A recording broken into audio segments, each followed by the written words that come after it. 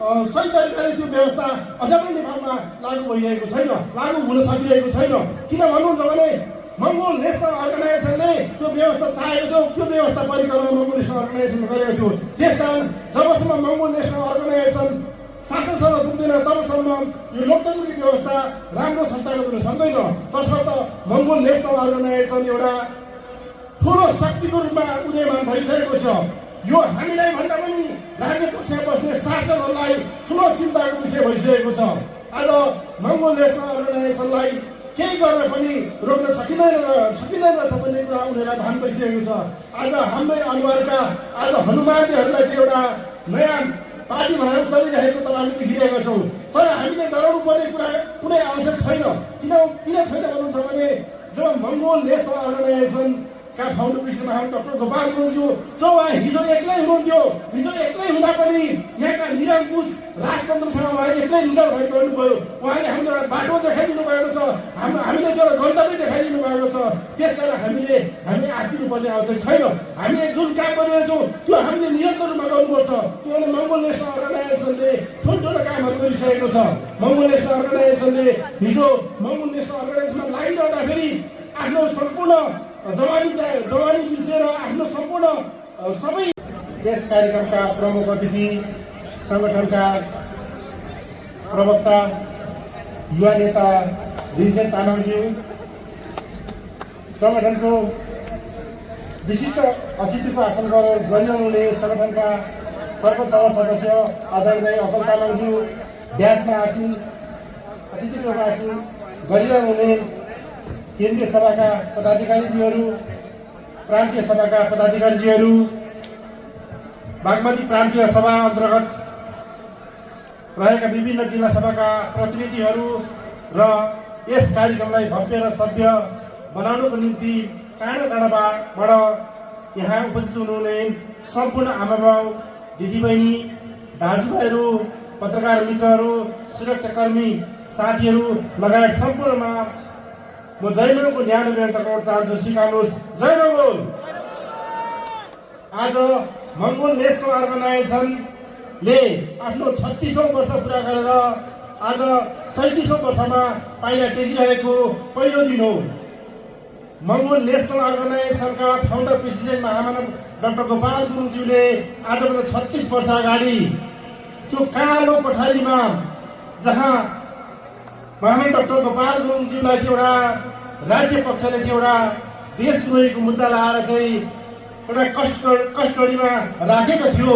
त्यही दौरान चाहिँ उहाँले मङ्गोल नेसनल अर्गनाइजेसन स्थापना गर्नुभयो, जुन एउटा यहाँका तमाम अस्वीकृत अहिन्दू मूलवासी मङ्गोलहरूको हक र अधिकारसँगै तमाम नेपाली लोक समुदायको उज्जवल भविष्यको निम्ति उहाँले एउटा सङ्कल्प तय गर्नुभयो। त्यो सङ्कल्प थियो मङ्गोल नेसनल अर्गनाइजेसन र मङ्गोल नेसनल अर्गनाइजेसन सँगसँगै नेपालमा लोकतान्त्रिक व्यवस्थाको सङ्कल्प उहाँले त्यतिखेर गर्नुभएको थियो। जुन सङ्कल्प आजभन्दा 36 वर्ष अगाडि उहाँले देख्नु भएको सङ्कल्प आज मुलुकको एउटा राष्ट्रिय सङ्कल्पको साथ अगाडि बढिरहेको छ। मङ्गोल नेसनल अर्गनाइजेसनका फाउन्डर प्रेसिडेन्ट महामानव डाक्टर गोपाल गुरुङज्यूले जुन नेपालमा लोकतान्त्रिक व्यवस्थाको सपना देख्नु भएको थियो, त्यो लोकतान्त्रिक व्यवस्थालाई तुषारघात गर्नको निम्ति यहाँका शासकहरू हरदम लागिरहेको तपाईँ हामीले देख्यौँ।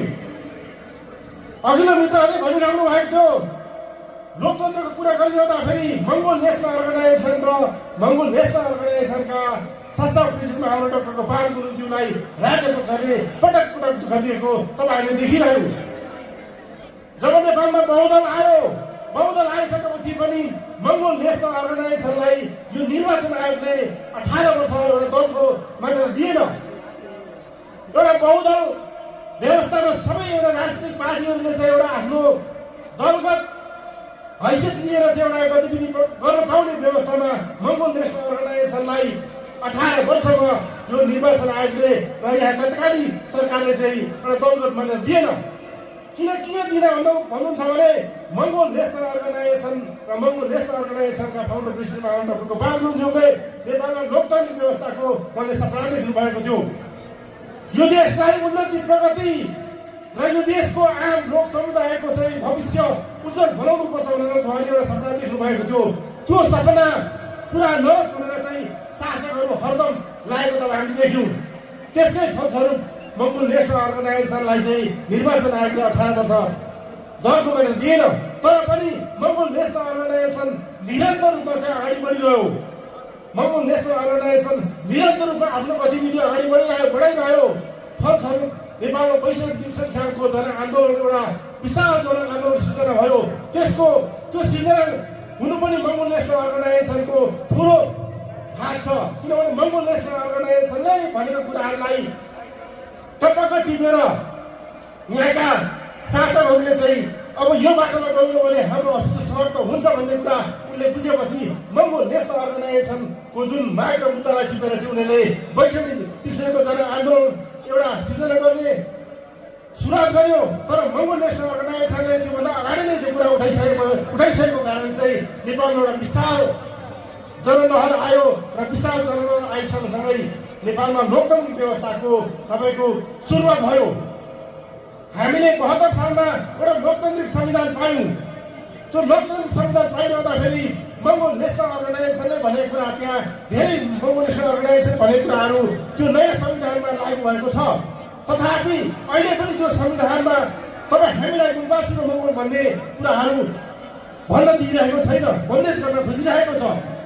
किन भन्नुहुन्छ भने यो मूलवासी र मङ्गोल भन्ने शब्द त्यो संविधानमा लागू भइसकेपछि यहाँका मूलवासी मङ्गोलहरू उठ्नेछ टुट्नेछ।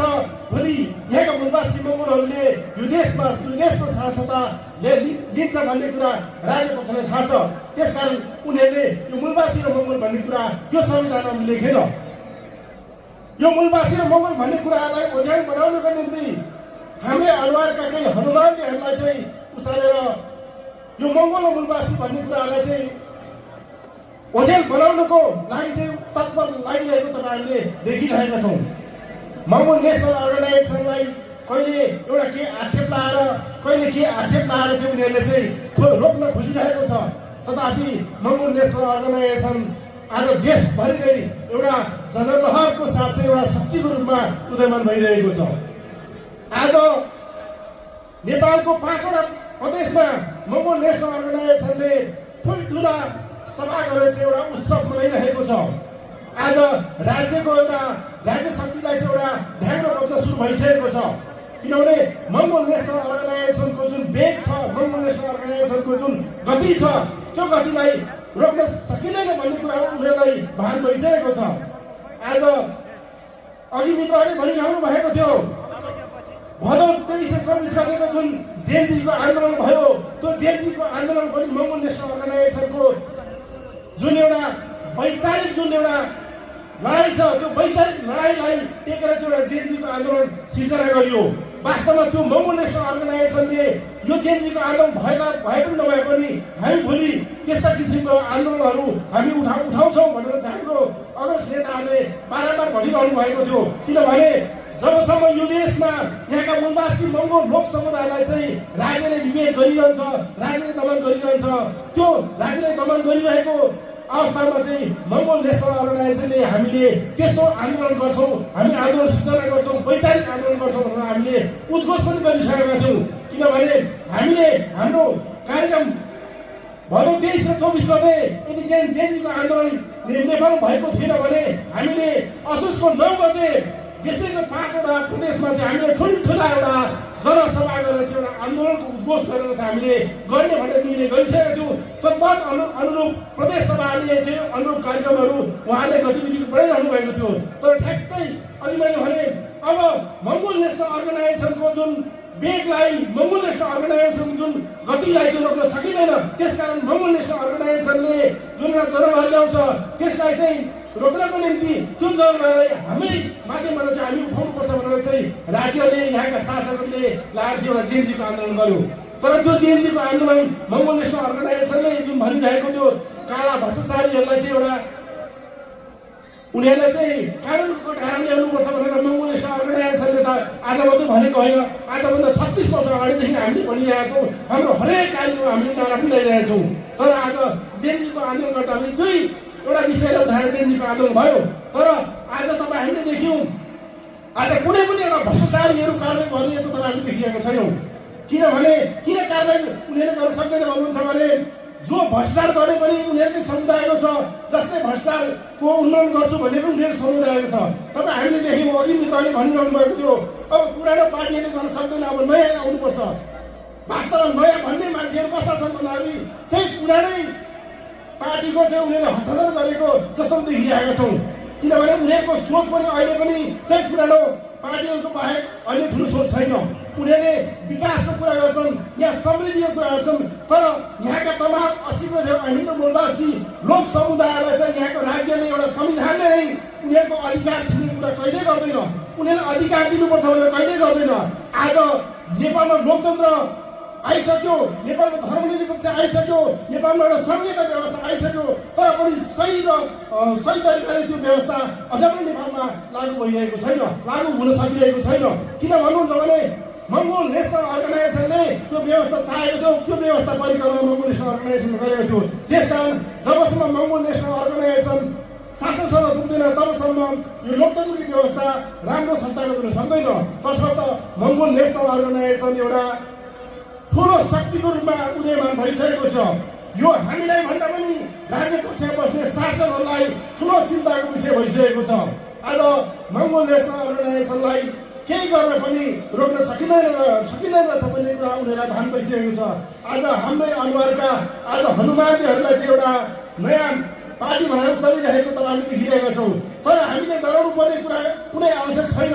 किन छैन भन्नुहुन्छ भने जब मङ्गोल नेसनल अर्गनाइजेसन का फाउन्डर प्रेसिडेन्ट डाक्टर गोपाल गुरुङज्यू जो उहाँ हिजो एक्लै हुनुहुन्थ्यो, हिजो एक्लै हुँदा पनि यहाँका निरङ्कुश राजतन्त्रसँग उहाँ एक्लै लिडर भएर गर्नुभयो। उहाँले हामीले एउटा बाटो देखाइदिनु भएको छ, हामीले चाहिँ एउटा गन्तव्य देखाइदिनु भएको छ। त्यसकारण हामीले आत्तिनु पर्ने आवश्यक छैन। हामीले जुन काम गरिरहेछौँ त्यो हामीले निरन्तर रूपमा गर्नुपर्छ। किनभने मङ्गोल नेसनल अर्गनाइजेसनले ठुल्ठुलो कामहरू गरिसकेको छ। मङ्गोल नेसनल अर्गनाइजेसनले हिजो मङ्गोल नेसनल अर्गनाइजेसनमा लागिरहँदाखेरि आफ्नो सम्पूर्ण जवानी बिर्सेर आफ्नो सम्पूर्ण सबै उसले चाहिँ आफ्नो इच्छा आकांक्षा मारेर चाहिँ सङ्गठनप्रति चाहिँ इमान्दार भएर हिँड्ने अग्रज कार्यकर्तालाई चाहिँ न्याय गरेर अगाडि बढिसकेको छ। मङ्गोल नेसनल अर्गनाइजेसनले हामीले मङ्गोल रिसर्च सेन्टर बनाएका छौँ, जो कि यहाँका मूलवासी मङ्गोलहरूको चाहिँ एक रुपियाँ सङ्कलन गरेर चाहिँ हामीले मङ्गोल रिसर्च सेन्टर बनाएका छौँ। त्यति मात्रै होइन, महाराज डाक्टर गोपाल गुरुङज्यूको हामीले शारीरिक पनि उद्घाटन गरिसकेका छौँ। त्यति मात्रै होइन, तपाईँको भर्खरै हामीले इलामको सन्दर्भमा मङ्गोल म्युजियम भवन पनि हामीले के खडा गरेर चाहिँ भव्य रूपमा चाहिँ उद्घाटन गरिसकेको छौँ। तसर्थ तपाईँ हाम्रो काम के छ भने अरूले के गर्दैछ, बजारमा के हल्ला चल्दैछ त्यतातिर दौडिने होइन हाम्रो काम। हाम्रो काम भनेको मङ्गोल नेसनल अर्गनाइजेसनको काम के हो, त्यो काममा हामी निरन्तर अगाडि बढ्ने हो। हाम्रो मङ्गोल जनसमुदायलाई चाहिँ गाउँ गाउँमा गएर चाहिँ मङ्गोल दर्शनलाई हामीले फैलाउने काम गर्नुपर्छ। त्यो मैले मङ्गोल दर्शन हामीले फैलायो भने कसैको केही लाग्दैन, पैसाको धनबलको कसैको केही लाग्दैन। तसर्थ तपाईँ हामी चाहिँ हाम्रो काम के हो त्यो तपाईँले बुझ्नुपर्छ। त्यो काम बुझिसकेर त्यसैमा निरन्तर रूपमा चाहिँ लाग्नुपर्छ। र सँगसँगै यो सरकारले आगामी फागुन 21 गते एउटा प्रतिनिधि सभा सदस्यको एउटा चुनावको घोषणा गरेको छ। त्यही मुताबिक मङ्गोल नेसनल अर्गनाइजेसन हामी चुनावमा घुमिसकेका छौँ। हामीले भर्खरै समानुपातिकमा पनि हाम्रो नामावली हामीले पेश गरिसकेका छौँ। र यो प्रतिनिधि सभाको जुन चुनाव हुँदैछ त्यो देशैभरि मङ्गोल नेसनल अर्गनाइजेसनले चाहिँ एउटा आफ्नो उम्मेदवार खडा गरेर चाहिँ हामी एउटा जितको लागि चाहिँ अगाडि बढिसकेका छौँ। र सँगसँगै यो घाटीको क्षेत्रमा एकमा आजका प्रमुख अतिथि सङ्गठनका प्रवक्ता उहाँ उठ्दै हुनुहुन्छ। तपाईँ यस धादिङवासी क्षेत्रमा एकवासीले उहाँलाई चाहिँ एउटा अत्याधिक बहुमत दिएर चाहिँ हाम्रो चुनाव कुखुराको बारेमा मत दिएर उहाँलाई जिताउनुपर्छ। किनभने उहाँलाई जिताउनु भयो भने तपाईँ हाम्रो यो ठाउँको यो क्षेत्रको विकास सम्भव छ। यदि उहाँलाई तपाईँले जिताउनु भएन भने तपाईँ हामीले जति दुःख पायौँ त्यो दुःख फेरि पनि हाम्रो छोरानातीले पाउँछ। किनभने आजका दिनसम्म हामीले तिनै विभिन्न पार्टीहरूका व्यक्तिहरूलाई हामीले जिताएर पठायौँ, हाम्रो अमूल्य मत उनीहरूलाई दिएर पठायौँ। उनीहरूलाई अमूल्य मत दिएर पठाइरहँदा पनि आज हाम्रो समस्या जाइकै त्यही छ, हाम्रो अवस्था जाइकै त्यही छ। तसर्थ तपाईँ यस क्षेत्रवासी आमा बुवा दिदीबहिनीहरूलाई म हाम्रो उम्मेदवार आजका प्रमुख अतिथि रिन्सेन तामाङज्यूले चाहिँ चुनाव कुखुराको भालेमा मत दिएर उहाँलाई जिताइदिनुहोस् र सँगसँगै बागमती प्रदेशभरिका विभिन्न जिल्लाहरूमा हाम्रो उम्मेदवारहरू उठ्दै हुनुहुन्छ उहाँलाई पनि तपाईँहरूले चाहिँ एउटा मत दिएर चाहिँ जिताउनु हुनेछ र जिताउनु पर्छ र यो देशले एउटा मङ्गोललाई पर्खिरहेको छ यो देशले एमएनओलाई पर्खिरहेको छ यो माटोले हामीलाई पर्खिरहेको छ यो हावाले हामीलाई पर्खिरहेको छ तसर्थ मङ्गोल नेसनल अर्गनाइजेसन भन्दा अन्य कुनै विकल्प नेपालमा छैन मङ्गोल नेसनल अर्गनाइजेसनले मात्रै यो देशको भावी र भविष्य कोर्ने हामीसँग एउटा त्यसको खाका छ तसर्थ तपाईँहरूले चाहिँ मङ्गोल नेसनल अर्गनाइजेसनलाई माया गरिरहनु भएको छ माया गर्नु नै छ अझ तपाईँहरूले चाहिँ दिन रात नबनिकन मङ्गोल नेसनल अर्गनाइजेसन र आउने भावी पिँढीको निम्ति चाहिँ तपाईँहरूले चाहिँ खट्नु हुनेछ भन्ने तपाईँहरूको चाहिँ आशा भरोसा सही सँगसँगै यो हाम्रो 37औं स्थापना दिवसको शुभ अवसरमा साथसाथै 2026को नयाँ वर्षको शुभ अवसरमा तपाईँ र तपाईँको परिवार सुस्वास्थ्यको कामना गर्दै मेरा भनाइ अन्त गर्न चाहन्छु। हस्त जय मङ्गोल।